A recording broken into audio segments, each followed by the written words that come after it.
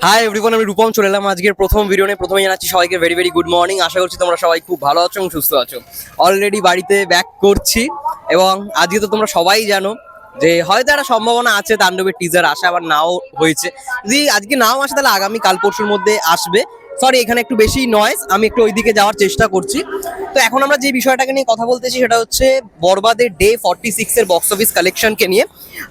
গতকালকে দেখো অবশ্যই একটা ওয়ার্কিং ডে ছিল এবং বৃহস্পতিবার যেরকম কালেকশন হয় তার থেকে গতকালকে বৃহস্পতিবারে একটু কম কালেকশনই হয়েছে। ডাবল ডিজিট কালেকশন খুব একটা হয়নি মাল্টিপ্লেক্স থেকে।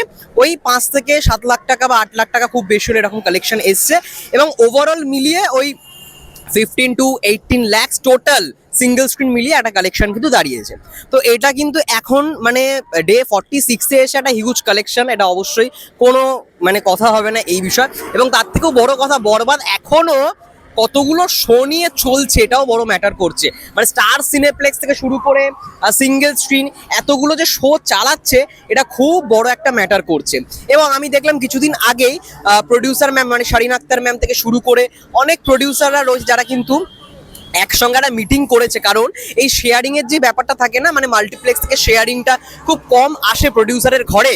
তো এটা কিন্তু সঠিক কথা। ধরো আমি 250 টাকা দিয়ে একটা টিকিট কেটে মাল্টিপ্লেক্সে সিনেমা দেখছি বা 500 টাকা দিয়ে একটা টিকিট কেটে মাল্টিপ্লেক্সে সিনেমা দেখছি। তো সেই সিনেমার মধ্যে থেকে ধরো আমি 400 টাকার টিকিটের একটা সিনেমা দেখলাম, বরবাদ দেখছি, প্রডিউসারের ঘরে যেন কত ঢুকছে, খুব বেশি হলে হার্ডলি 100 টাকা।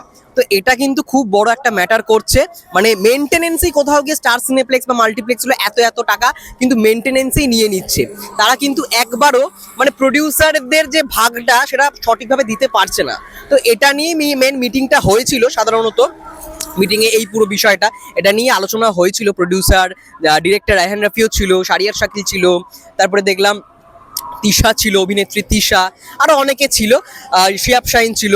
তো ওদের মধ্যে একটা মিটিং হয়েছে যে মাল্টিপ্লেক্স থেকে যে কালেকশনগুলো আসছে সেখানে মেনটেনেন্সে কিন্তু অনেকটা চার্জ বেরিয়ে যাচ্ছে। তো এটাকে যাতে কী করে কমানো যায় এটা নিয়ে মিটিংটা করা হয়েছে। আই থিঙ্ক খুব শীঘ্রই এটার একটা সমাধান হয়ে যাবে এবং ফলে কী হবে, প্রডিউসারদের ইনকামটা খুব বেশি হবে। মানে ধরো আমি 200 টাকা দিয়ে সিনেমা দেখছি, 200 টাকার মধ্যে 150 টাকাই নিয়ে নিচ্ছে মানে সিনেমা হল, ঠিক আছে, 50 টাকা ঢুকছে প্রডিউসারের ঘরে। তো এটা তো খুব বেশি হাই মেনটেনেন্স ব্যাপার হয়ে যাচ্ছে না। তো সেই জায়গা থেকে মিটিংটা ছিল। আই থিঙ্ক খুব শীঘ্রই একটা সমাধান মিলবে।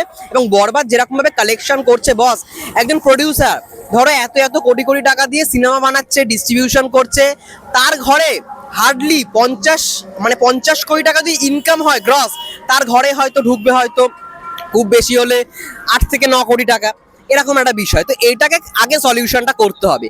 বরবাদ দারুণ ব্যবসা করেছে, অলরেডি 82 কোটির ঘরে খুব শীঘ্রই যাচ্ছে। ততক্ষণের জন্য এটাই বলবো, ভালো রকমের ব্যবসা চলতে থাকুক এবং ভালো রকমের ব্যবসা করুক। যাই হোক, বাড়ির উদ্দেশ্যে যাচ্ছি, বাড়িতে গিয়ে আবার ভিডিও করবো। ততক্ষণের জন্য সবাই ভালো থেকো, সুস্থ থেকো, টেক কেয়ার, দেখা হচ্ছে নেক্সট ভিডিওতে।